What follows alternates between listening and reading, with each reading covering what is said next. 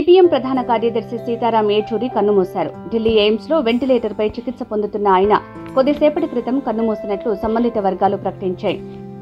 గత కొన్ని రోజులుగా ఆయన ఊపిరితిత్తుల సమస్యతో బాధపడుతున్నట్టు ఆయన కుటుంబ సభ్యులు తెలిపారు. ఆయన ఆరోగ్యం విషమించడంతో ఆగస్టు 19న ఎయిమ్స్ లోని ఎమర్జెన్సీ విభాగంలో ఆయన కుటుంబ సభ్యులు చేర్చారు. ఆయన ఆరోగ్య పరిస్థితి విషమించడంతో వైద్యుల పర్యవేక్షణలో ఐసీయూలో చికిత్స అందించారు. అయినా సరే ఆయన ఆరోగ్య పరిస్థితి విషమించడంతో గురువారం తుదిశ్వాస విడిచారు. దీంతో కమ్యూనిస్టు పార్టీలో తీవ్ర విషాదం నెలకొంది. సీతారాం ఏచూరి 1952 ఆగస్టు 12న జన్మించారు. 1952లో మద్రాసులో స్థిరపడిన తెలుగు కుటుంబంలో జన్మించారు. ఈయన తండ్రి ఏచూరి సర్వేశ్వర సోమయాజీ, తల్లి ఏచూరి కల్పకం. ఏచూరి బాల్యం హైదరాబాద్లోనే గడిచింది. ఇక్కడి ఆల్ సెయింట్స్ హై స్కూల్లో మెట్రికులేషన్ పూర్తి చేశారు. అనంతరం ఢిల్లీకి వెళ్లి ప్రెసిడెంట్స్ ఎస్టేట్ స్కూల్లో చేరారు.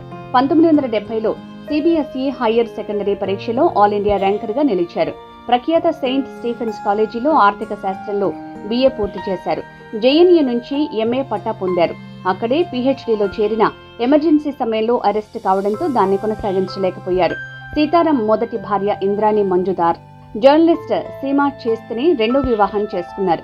ఆయనకు ముగ్గురు సంతానం. 1974లో స్టూడెంట్ ఫెడరేషన్ ఆఫ్ ఇండియాలో సభ్యుడిగా ఏచూరి రాజకీయ ప్రస్థానం ప్రారంభమైంది.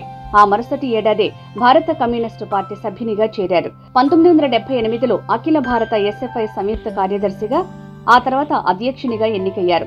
ఆ తర్వాత అంచెలంచెలుగా ఎదిగి సిపిఎం ప్రధాన కార్యదర్శి అయ్యారు. 1985లో భారత కమ్యూనిస్టు పార్టీ కేంద్ర కమిటీలో, 1988లో కేంద్ర కార్యవర్గంలో, 1999లో పొలిట్ బ్యూరోలో ఏచూరికి చోటు దక్కింది. 2005లో బెంగాల్ నుంచి రాజ్యసభకు ఎన్నికయ్యారు.